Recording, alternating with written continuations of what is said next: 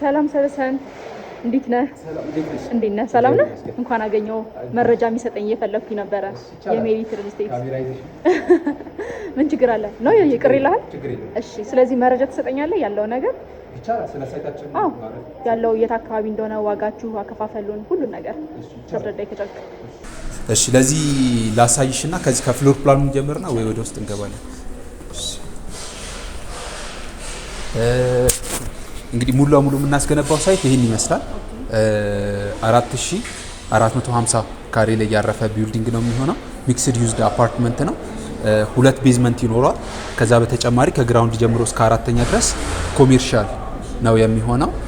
ከዛ በተጨማሪ ደግሞ ይሄ ሼድድ የሆነ ፓርት የምታዩ ግማሹ ጂም፣ ስፓ፣ ሳውና፣ መዋኛ ገንዳ፣ እነዚህ ሁለቱ ጂም፣ ስፓ፣ ሳውና፣ መዋኛ ገንዳ የመሳሰሉት አሚኒቲዎች ይኖሩታል።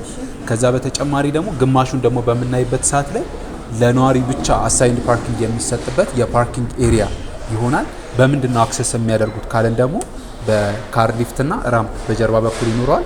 ሶ በራምፕ እና በካር ሊፍት አክሰስ የሚደረግ የፓርኪንግ ስፔስ ይኖራል ማለት ነው። ከዛ በተጨማሪ አምስተኛ እና ሰባተኛ ላይ እና ስምንተኛ ፍሎር ላይ ስንሄድ ቤቶቹ አንድ ብለው የሚጀምሩበት ፍሎር ነው የሚሆነው።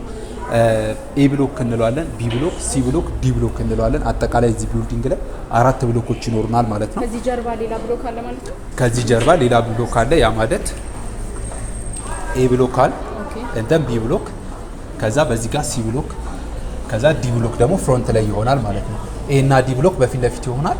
ቢ እና ሲ ብሎክ ደግሞ በጀርባ በኩል ይሆናሉ ማለት ነው።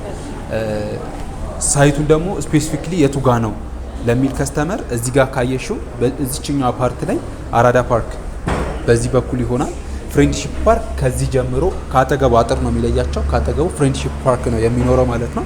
ከዛ በተጨማሪ ደግሞ በጀርባ በኩል መተን ልክ እስከዚህኛው ሀፍ ድረስ የአንድነት ፓርክ ወይም የቤተ መንግስቱ ፓርክ ያለበት ኤሪያ ነው የሚሆነው። ከዛ ከፍ ሲል ቤተ መንግስቱ ነው ያለው ማለት ነው። ከዛ ሸራተን ሳይንስ ሙዚየምም ደግሞ አደሴም ታይም ቅርብ ርቀት ላይ ይገኛሉ ማለት ነው። ሶ እነዚህ አፓርትመንት ቤቶች ላይ አሁን ላይ ለሽያጭ ያወጣ ነው ፍላት አፓርትመንቶችን ነው። ባለ አንድ መኝታ፣ ባለ ሁለት እና ባለ 3 መኝታ አፓርትመንቶች ናቸው የሚሆኑት። ስለ ፕራይሳቸው ስለ ካሬያቸው ቁጭ ብለን ይሻላል። እሺ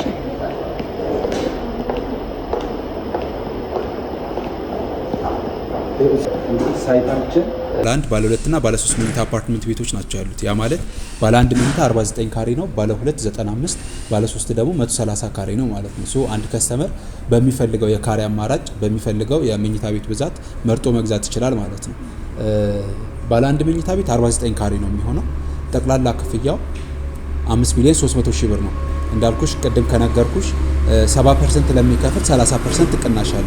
ያ ማለት ባለ አንድ መኝታ 49 ካሬው 5,300,000 ብር ይሸጥ የነበረው 3,600,000 ብር የሚከፍል ከሆነ የተቀረው 1,500,000 ብር 1.6 አካባቢ የሚመጣ ሙሉ ለሙሉ ቅናሽ ይደረግለታል ማለት ነው።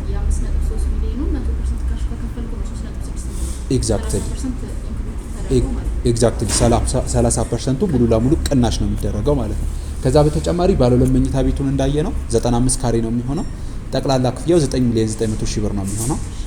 ከዛ በተጨማሪ በ10% ዳውን ፔመንት ከፍሎ 900,000 ብር ከፍሎ መግዛት ይችላል። እንዳልኩሽ ደግሞ ዲስካውንቱን መጠቀም ነው የሚፈልጉ ስፔሻሊ ኢንቨስተሮች ሞስት ኦፍ ታይም ሪከመንድ የሚደረገው ለነሱ ስለሆነ 70%ቱን 6,900,000 ብር ከፍለው 3 ሚሊዮን ብር ደግሞ ቅናሽ ማግኘት ይችላሉ ማለት ነው። ባለ ሁለት መኝታ ቤቱ ነው። ባለ 3 መኝታ ቤቱ 130 ካሬ ነው የሚሆነው። ቶታል ፕራይሱ 14 ሚሊዮን ብር እና 13 ሚሊዮን ብር ነው የሚመጣው እንደያቀማመጣቸው ፕራይሱ ስለሚለያይ ነው። ሶ ያ 14 ሚሊዮን ብር የነበረው ቶታል ፕራይሱ 10 ሚሊዮን ብር ይሆናል። ካሽ ለሚከፍል እንዳልኩሽ በ10% 1,400,000 ብር ከፍለው በ10% አግሪመንት ተፈራርመው መሄድ ይችላሉ።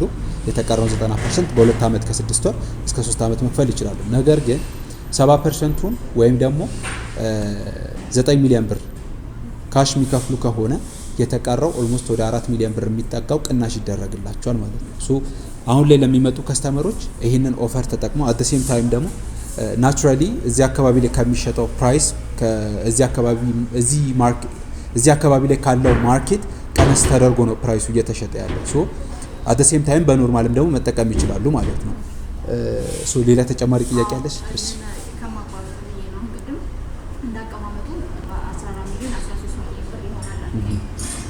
ይመስለኛል። የቤቱ ቪው ምናምን ይለያል።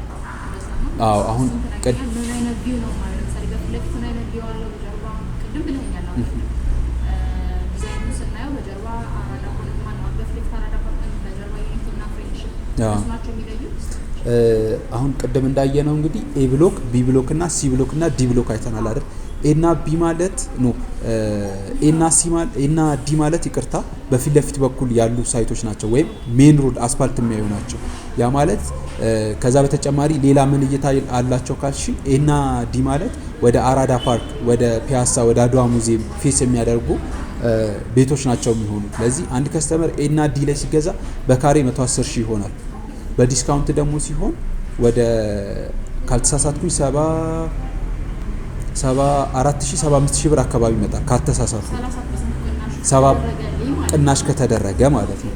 ከዛ በተጨማሪ ደግሞ ቢ ብሎክ እና ደግሞ ሲ ብሎክን ካየናቸው ባክ ቪው ነው የሚሆነው። ግን ቢ ብሎክን ደግሞ ስፔሲፊክሊ ለይተን ካየነው ባክ ቪው ነው የሚሆነው። ቢ እና ሲ ግን የቢ ብሎክ እይታዋ ወደ ሸራተን፣ ወደ ሳይንስ ሙዚየም ፊት ለፊት ፊቱ ወደዛ ያያል። ከዛ በጎን በኩል ደግሞ የሚያገኘው እይታ ቤተ መንግስትና ፍሬንድሺፕ ፓርክ በደንብ ያያል ማለት ነው።